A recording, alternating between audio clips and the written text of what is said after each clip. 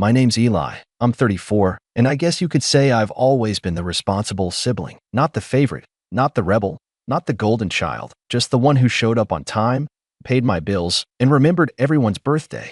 I work in finance, live alone, and don't really make a fuss about much. My family? Well, they're loud, close-knit in that performative way, and very good at pretending everything's just peachy while sweeping real problems under the rug.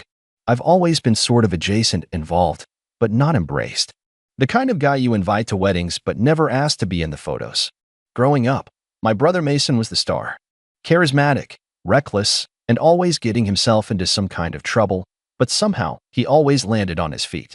He had this smug charm that my parents ate up like candy. Even when he dropped out of college, blew through 2 jobs, and ended up moving back home at 28, they still defended him like he was the second coming of Einstein.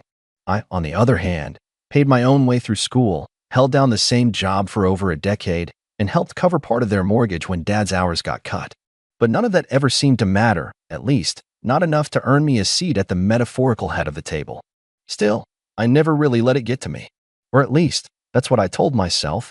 I kept my head down, sent the checks, replied to the texts, showed up for holidays, and smiled through the small jabs that always came dressed as jokes. Eli, you're so serious. Loosen up, man. It's just a party. Oh, we figured you'd be busy. You're always working. I took it in stride. I guess part of me hoped that if I just kept showing up, one day I'd be seen as part of the family, not just the one funding it from the background. That illusion shattered last fall. It started with a dinner. Mason had just gotten engaged to a woman named Brooke, who my mom had already dubbed an absolute angel, and my parents decided to throw a big celebratory dinner at this swanky rooftop restaurant downtown. Not the kind of place they could usually afford, which, in hindsight, should have tipped me off. I got a call from my mom a few weeks before. Eli, sweetheart, she said in that syrupy tone she uses when she wants something, we'd love it if you could make it to Mason and Brooke's engagement dinner. It's going to be such a special night. Of course, I said without hesitation. Just send me the details. And if it's not too much trouble, she added, lowering her voice, we were hoping you might help with the reservation. Just to hold it, we'll pay you back, obviously. I should have known right then that we'll pay you back meant I'd never see that money again. But like always, I agreed. I called the restaurant, booked a private space for 20 people, and gave them my card for the deposit. I didn't mind. Not really. It was Mason's night. And maybe, just maybe, this time I'd feel like I was truly a part of it. The night of the dinner, I showed up right on time, 7 o'clock sharp. I had on a dark navy suit, freshly pressed shirt, new cufflinks I'd been saving. I brought a nice bottle of champagne for the couple and even printed out a custom card with their initials. When I got to the rooftop, the hostess gave me a small nod and gestured toward the private section. I took a breath and walked in. The space was beautiful, string lights overhead, floral centerpieces on each table, a soft jazz band playing in the corner. And there they all were. My parents, Mason, Brooke, her family, a few of their friends. Everyone already had drinks in hand, laughing, talking, clinking glasses. I smiled and walked over, expecting at least a nod of recognition. Instead, Mason turned to me with that familiar smug grin. Oh hey, he said, barely glancing at the champagne in my hand. Glad you made it. Then he pointed toward a fold-out chair set off to the side, next to a trash bin, no less. Sorry, this table's for family only, he said, with mock sympathy. But there's a spot for you right over there. I actually blinked. I thought he was joking. I looked at our mom, who just gave me that tight-lipped smile she uses when she doesn't want to get involved. Dad chuckled awkwardly and raised his glass. Brooke didn't even look up. And then, as if on cue, a few people laughed. I stood there for a second too long. I wanted to say something, anything, but my throat closed up. My ears were hot. I felt like I was 13 again, left out of a group photo at a cousin's wedding because I didn't fit the aesthetic. So I walked to the chair, set my bottle beside me on the floor, and sat down alone. I didn't even take my coat off. The waiter came by and asked if I was with the party. I nodded silently. He didn't ask any more questions. Just handed me a glass of water and moved on. I sat there for almost 2 hours while they laughed, toasted, opened gifts. I watched my brother give this long speech about how lucky he was to be surrounded by his closest people. I watched my mom tear up when Brooke called her the best future mother-in-law a girl could ask for. No one even asked if I wanted to order. Eventually, dessert came out, some kind of elaborate layered cake with edible gold flakes. The band played a slow tune. The sun dipped below the skyline, and I realized not a single person had looked in my direction for the past 30 minutes. Then the check came. I watched the waiter walk toward their table with a little leather folder. He paused, looked around, then glanced down at the credit card on file. My card. I watched him take a few steps toward me. "Excuse me, sir," he said quietly. "The total for the event is $3,218. Should I run the same card for the final amount?" Everyone at the table turned to look. My brother raised an eyebrow. "Oh, yeah," he said casually. "Eli's got it." The waiter looked at me, and I smiled. A calm, slow, measured smile. My voice was steady. "Not my table," I said, just loud enough for everyone to hear. I was told this was for family only. There was a silence so sharp it felt like the air had snapped in half. My brother's mouth opened slightly. My mom frowned, confused. Dad sat straighter. Brooke's dad furrowed his brow. The waiter hesitated. "Sir, you made the reservation?" "I did," I nodded. "And I paid the deposit. But I'm not with them. I'm over here, at the side table." I stood slowly, picked up my coat, and nodded toward the trash can, where I belong, apparently. You could almost hear the collective thud of jaws hitting the floor. For a second, nobody moved. The waiter stood awkwardly between tables, holding the bill like it was radioactive. My brother looked like someone had just slapped him with a fish. My mother's eyes narrowed, flickering between me and the check, trying to figure out how this got away from her so fast. "Wait, Eli," she said, her voice low and slightly shaky. "What are you doing?" I shrugged. "Following the seating chart, Mom. Mason said this table was for family only. I assumed that meant I wasn't included." I looked at the waiter. "I didn't eat. I didn't drink. I wasn't welcome. So I won't be paying." "Don't be ridiculous," Mason snapped, the smirk cracking into something uglier. "It's just a joke, man.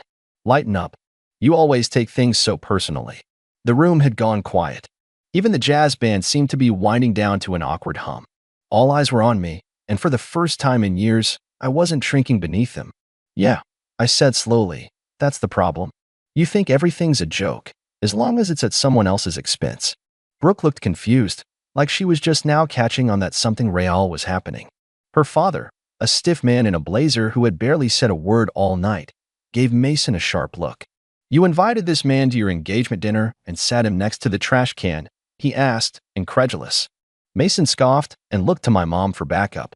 She straightened in her seat and smiled tightly. "Let's not blow things out of proportion. Eli's just being dramatic. He's always been sensitive." I almost laughed. That was her go-to line. Always had been. He's just sensitive. He's just tired. He's just overreacting. Any excuse to avoid admitting that something cruel had happened and that they'd let it happen. The waiter cleared his throat. "I'm sorry to interrupt again, but the restaurant needs to process the bill before we close the tab on the private space. If the card on file won't be used, I'll need an alternate." Silence. I turned and started to walk toward the elevator. That's when my dad finally spoke. "Eli, come on. You've already paid for half. You might as well just finish it." I stopped cold. That sentence, "that might as well," snapped something in me. I turned back. "You're right, Dad. I did pay the deposit. I even called 3 restaurants to find one with a rooftop view like Mason wanted. I picked the date around his football schedule. I ordered custom floral arrangements because Mom said fake flowers would look cheap in the photos. I paid the $500 non-refundable deposit without blinking, and I showed up on time, alone, in a suit to support my brother. I took a step closer, lowering my voice but not enough to be missed. And what did I get in return? A folding chair next to a garbage bin and a "sorry, family only." I turned to Mason. "So now you get to figure it out. You and your real family." Mason's face was flushed now, red creeping up his neck. He stood up, trying to puff himself up, but it just made him look more ridiculous. "You're making a scene." "No," I said. "I'm drawing a line." And I walked away. I didn't even bother with the elevator. I took the stairs, every step pounding with adrenaline and disbelief that I'd actually done it. Outside, the night air hit me like a slap, sharp and bracing. I loosened my tie and kept walking. I didn't know where I was going, but I knew I wasn't going back. I thought maybe that would be the end of it, a bold exit, a few awkward apologies later, maybe even a half-hearted attempt to brush it under the rug. But what I didn't know was just how deep the consequences of that moment would go. Because later that night, long after I'd gotten home, still in my suit, Still holding that unopened bottle of champagne like a ghost limb, my phone lit up. First, a text from Mason. Dude, seriously? You couldn't have just paid the check and talked to me after? Then another. For Mom, you embarrassed us in front of Brooke's entire family. Was that your goal? Revenge. And then, a call. From an unknown number. It was Brooke. Hi, she said, her voice quieter than I'd ever heard it. I know we don't really talk, but can I ask you something? Sure, I said cautiously. Did you really pay for everything? The deposit, the flowers, all of it. I paused. Yeah. There was a silence on the other end. Then, they told my dad you offered to. That it was your idea. That stopped me cold. I never offered, I said slowly. They asked. I said yes. I didn't expect anything back, but I definitely didn't do it for show. Brooke sighed. Well, my dad's furious. He thought you volunteered as a kind gesture. But now he's saying he wouldn't have agreed to the restaurant if he'd known it was being paid for by someone they basically shoved in the corner. I didn't say anything. He said Mason and your parents made him look like a fool. Another pause. I'm not calling to get involved, she added quickly. I just thought you should know. I thanked her, and we hung up. But the fallout had only just begun. Over the next few days, things escalated faster than I expected, and not in the way my family probably anticipated. It started with the group chat. You know the one, the big family thread that usually lit up around birthdays and holidays with recycled gifts, blurry food pics, and Happy Friday texts from my aunt. I hadn't heard a peep from it since the night of the dinner, but suddenly it roared back to life. Mom, Eli, we need to talk. Call me when you have a minute. Mason, you seriously messed things up with Brooke's family. You owe us a fix. Dad, this is getting out of hand. Just apologize and let's move on. I didn't reply. It wasn't just about the chair. It wasn't even about the bill.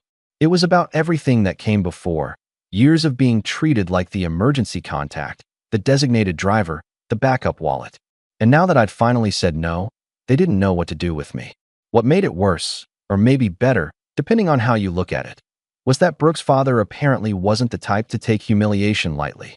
From what I gathered through a mutual friend of Mason's, a guy named Trent who'd always been more decent to me than most of them, Mr. Whitaker had a meltdown the night after the dinner.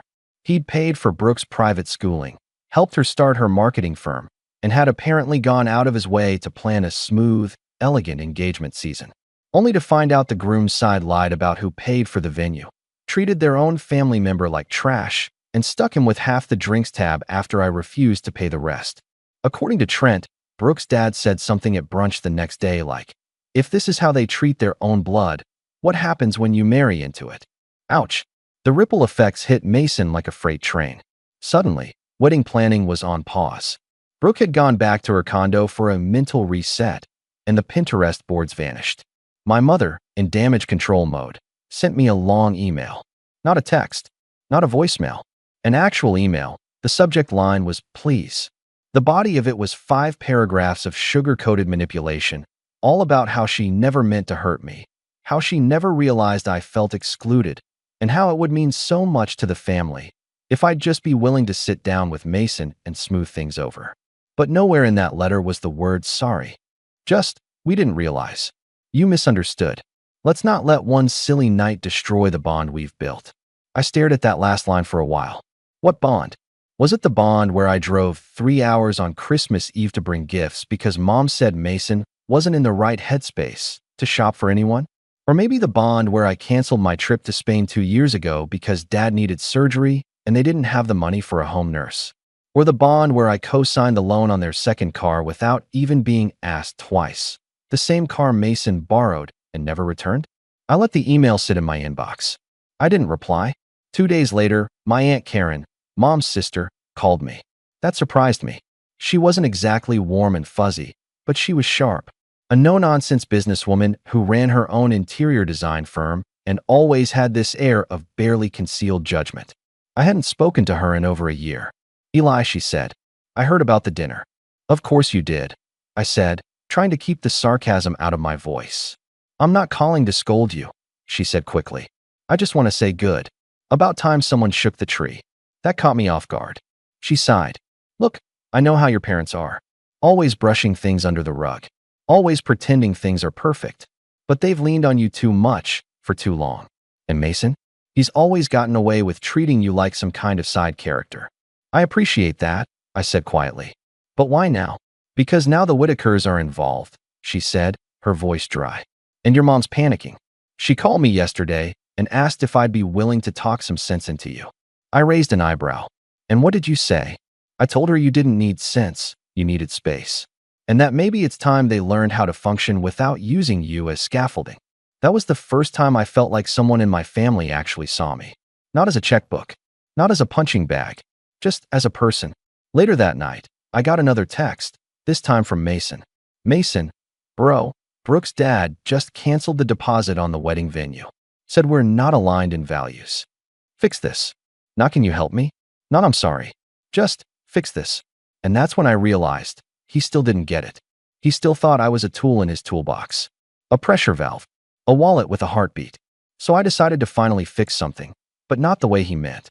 That night, I logged into the shared account I'd set up a year ago, the one Mason had used temporarily while he was unemployed, the one he never got around to closing, but had his gym membership and Spotify linked to. And I quietly moved the remaining funds into a new private savings account I'd started. Not much, just a couple thousand. But it was mine. Funds I'd left untouched out of some vague sense of brotherly loyalty. Then I called the bank and closed the joint line entirely. The next morning, Mason called me 4 times in a row. And when I finally picked up, his voice was frantic. What did you do? I didn't say anything.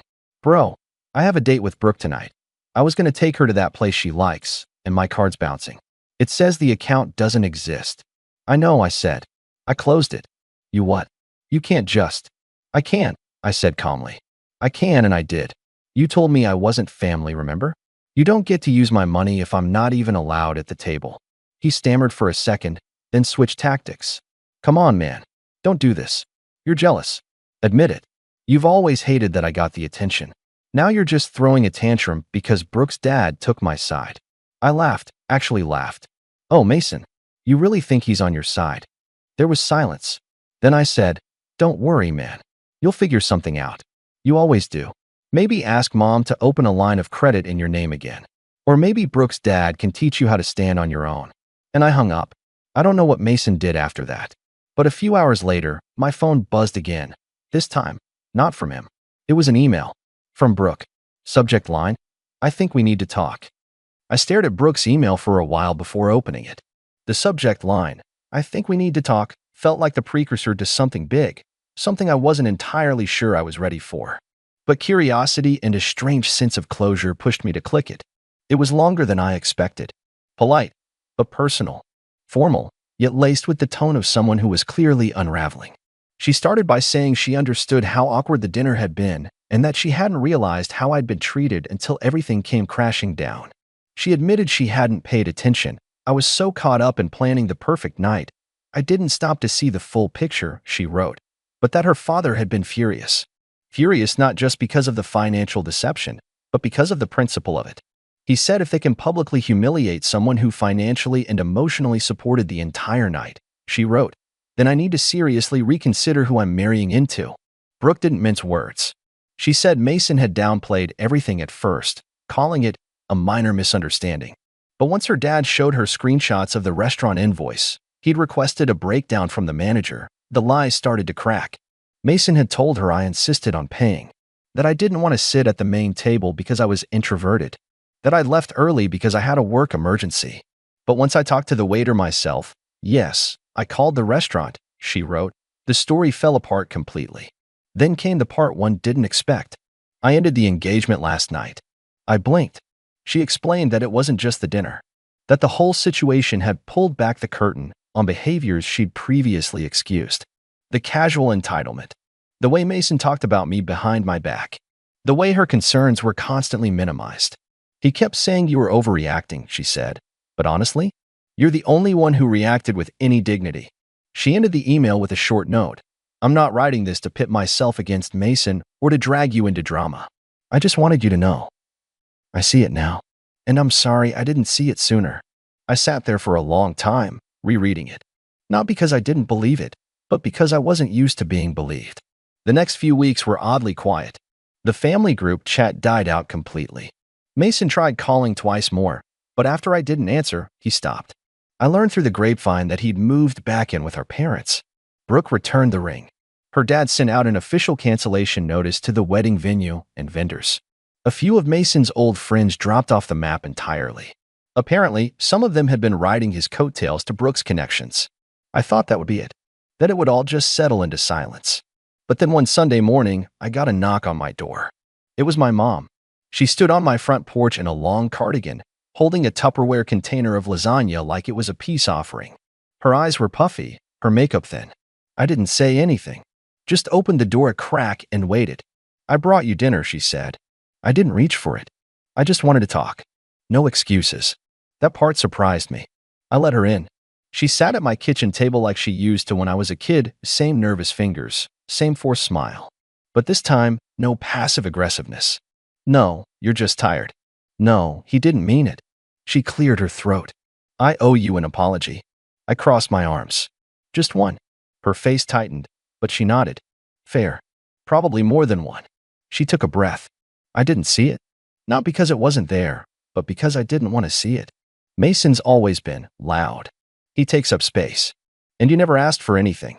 You just did. You handled things. You showed up. I guess. We started treating you like a safety net. Something we assumed would always be there. "That's the thing about safety nets," I said. "People only look at them when they're falling. Never when they're climbing." Her lip trembled. She looked down at her hands. "Your father and I were wrong. We let Mason get away with too much. We let him treat you like less." I stayed quiet. "I know I can't undo that. I know a lasagna and a sorry won't fix years of imbalance. But I just wanted you to know, I see it now. And I'm sorry." I watched her for a moment. For the first time in my life, she wasn't dodging or deflecting. She wasn't defending Mason. She wasn't telling me to lower my voice or get over it. She was just sitting there, owning it. I nodded slowly. "Thank you." We didn't talk for long after that. She left the lasagna. I walked her to the door. She didn't ask me to forgive Mason. She didn't ask me to call him. She just said, "Take care of yourself," and drove off. After that, things didn't magically repair, but they didn't get worse either. My parents started sending individual messages instead of group ones. Short ones. Respectful. My mom invited me to Thanksgiving in a few months, only if you feel up to it, she said.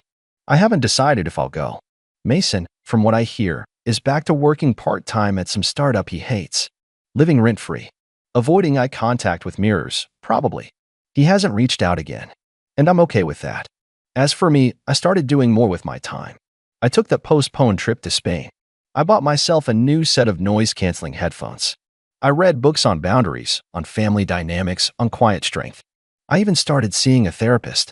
And not because I was broken, but because I realized healing doesn't come from waiting for someone else to say sorry. It comes when you look at your own reflection and say, you deserved better. And you gave it to yourself. So no, I didn't pay the bill that night. But I finally cashed in years of silent debt. And for the first time in my life, I'm not sitting next to the trash